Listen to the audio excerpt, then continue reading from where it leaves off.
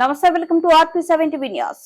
ఒక్క మీ జగన్ మీద ఒక చంద్రబాబు, పచ్చ మీడియా, దత్తపుత్రుడు, బీజేపీ, కాంగ్రెస్ అంతా కలిసి కూటీల పద్మ వ్యూహంలో బాణాలు సంధిస్తున్నది. ఒక్క మీ జగన్ మీద అయినా మీ బిడ్డ అదరడు బెదరడు. కారణం ప్రజలనే. శ్రీకృష్ణుడి అంట ఉన్న అర్జునుడు మీ బిడ్డ. అర్జునుడి మీద బాణం వేసినంత మాత్రాన కురుక్షేత్రంలో గెలిచినట్టు కాదు. అలాగే జగన్ మీద రాయి వేసినంత మాత్రాన ఎన్నికల కురుక్షేత్రంలో పెత్తందార్ల ఓటమిని, పెద్దల గెలుపును ఎవరు ఆపలేరు. ఇలాంటి దాడుల వలన నా సంకల్పం చెక్కు చెదరదు. ఒక బాణం వేసినంత మాత్రాన, జగన్ మీద ఒక రాయి విసిరినంత మాత్రాన,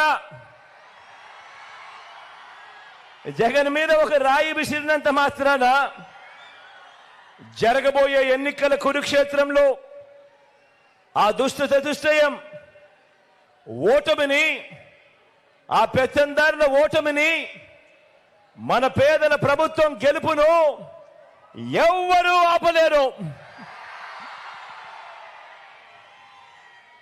ఇలాంటి దాడుల వల్ల నా సంకల్పం చెక్కు చెదరదు.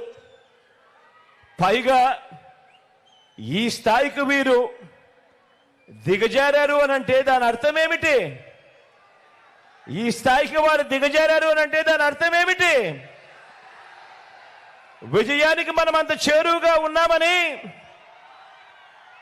విజయానికి వాళ్ళంత దూరంగా ఉన్నారనే కదా దాని అర్థము.